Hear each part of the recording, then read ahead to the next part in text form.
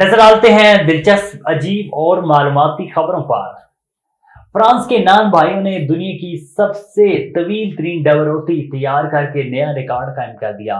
Guinness book of world record के मुताबिक France में दुनिया की सबसे बड़ी डबल रोटी तैयार की गई, जिसकी लंबाई 461 फीट है। गैर मुल्की खबर इदारे की रिपोर्ट के मुताबिक ये लंबाई आमतौर पर तैयार की जाने वाली मुकाबले में 235 गुना ज्यादा है। इसकी लंबाई को फीटों से मीटरों में तब्दील किया जाए तो ये 140 मीटर बनती है। फ्रांस के नान भाइयों ने इस रिकॉर्ड का एजाज पाने के लिए पहले से काम शुरू कर रखा था। ताहम इसके लिए बड़े साइज का तंदूर और इस तंदूर की तैयारी पहला मरला था, फिर कामयाब तजुर्बा भी जरूरी था।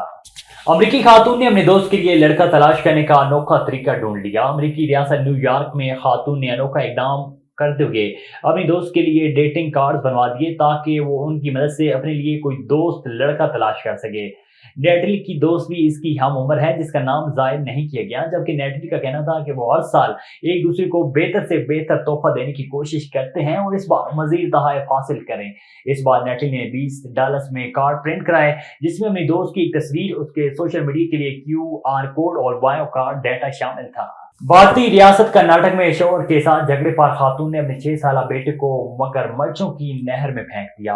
भारतीय मीडिया रिपोर्ट के मुताबिक 32 साल सावित्री और इसके शोहर रवि कुमार के दरमियान अपने बेटे को लेकर अक्सर झगड़ा रहता था, क्योंकि उनका बेटा पैदाइशी गूंगेपन का शिकार था।